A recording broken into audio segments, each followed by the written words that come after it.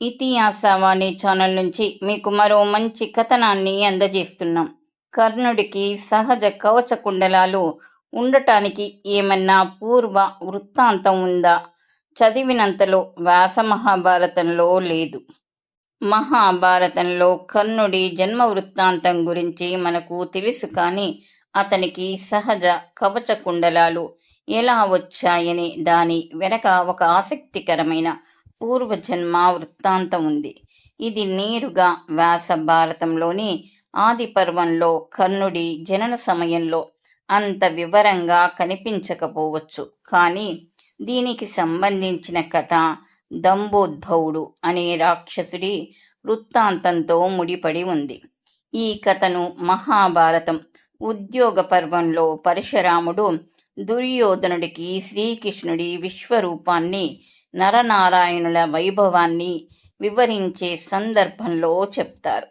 ఆ పూర్వ వృత్తాంతం ఏమిటంటే సహస్ర కవచుడు, దంభోద్భవుడు కథ. కృతయుగంలో దంభోద్భవుడు అనే సూర్యభక్తుడైన రాక్షసుడు ఉండేవాడు. అతడు అమరత్వం కోసం సూర్యదేవుని గురించి ఘోరమైన తపస్సు చేశాడు. సూర్యుడు ప్రత్యక్షమై అమరత్వం సాధ్యం కాదు, వేరే ఏదైనా కోరుకో అన్నాడు. దానితో ఆ రాక్షసుడు ఒక విచిత్రమైన వరాన్ని కోరాడు. తనకు 1000 సహజ కవచాలు ఉండాలి. ఆ కవచాలను ఛేదించాలంటే ఎవరైనా 1000 సంవత్సరాలు ఘోరమైన తపస్సు చెయ్యాలి. అలా తపస్సు చేసినవాడు తనతో 1000 సంవత్సరాలు యుద్ధం చెయ్యాలి. యుద్ధం చేసి ఒక కవచాన్ని ముక్కలు చేసిన వెంటనే ఆ యుద్ధం చేసిన వీరుడు కూడా మరణించాలి. సూర్యదేవుడు ఆ వరాన్ని ప్రసాదించాడు. 1000 కవచాలు ఉండటం వల్ల అతనికి సహస్ర కవచుడు అనే పేరు వచ్చింది. ఆ బలంతో అతడు లోకాలను పీడించడం మొదలుపెట్టాడు. నరనారాయణుల యుద్ధం. ఈ రాక్షసుని అంతం చేయడానికి భద్రికావనంలో తపస్సు చేసుకుంటున్న నరనారాయణులు రంగంలోకి దిగారు. ఇద్దరు కలిసి ఒక ఉపాయం ఆలోచించారు. నరుడు 1000 సంవత్సరాలు తపస్సు చేస్తుంటే నారాయణుడు సహస్ర కవచుడితో యుద్ధం చేసేవాడు. 1000 సంవత్సరాల యుద్ధం తర్వాత నారాయణుడు ఒక కవచాన్ని పగలగొట్టేవాడు.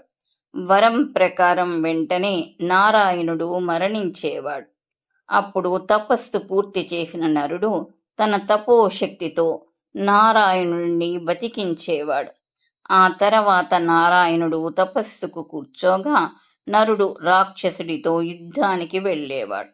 ఇలా ఒకరు తపస్సు, ఒకరు యుద్ధం చేస్తూ ఒకరినొకరు బతికించుకుంటూ శతాబ్దాల పాటు పోరాడి సహస్ర కవచుడి 999 కవచాలను ముక్కలు చేసేశారు. కర్ణుడిగా జననం. ఇంకా ఆఖరి ఒక్క కవచం మిగిలి ఉండగా సూర్యుడి ఇచ్చిన వరం ప్రకారం ఆ ఒక్క కవచంతో పాటు తనను రక్షించమని సహస్ర కవచుడు తన ఆరాధ్య దైవమైన సూర్యదేవుడి శరణు వేడాడు. సూర్యుడు తన భక్తుణ్ణి తనలోనే విలీనం చేసుకున్నాడు. ఆ సమయంలో కృతయుగం ముగిసి త్రేతాయుగం, ద్వాపరయుగాలు వచ్చాయి.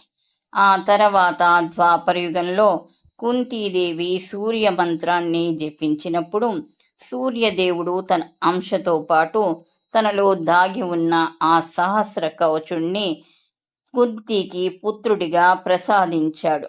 ఆ శిశువే కర్ణుడు. పూర్వజన్మలో నరనారాయణులుగా ఉన్నవారే ద్వాపరయుగంలో అర్జునుడు, శ్రీకృష్ణుడిగా జన్మించారు. అందుకే పూర్వజన్మ పగ వల్లనే కర్ణుడికి, అర్జునుడికి అంతటి తీవ్రమైన శత్రుత్వం ఏర్పడింది.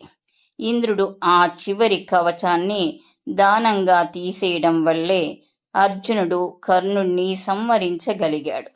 ఇది కర్ణుడి సహజ కవచ కుండలాల వెనక ఉన్న అసలు పూర్వ వృత్తాంతం. ఈ కథనం మీకు నచ్చితే లైక్ చేయండి.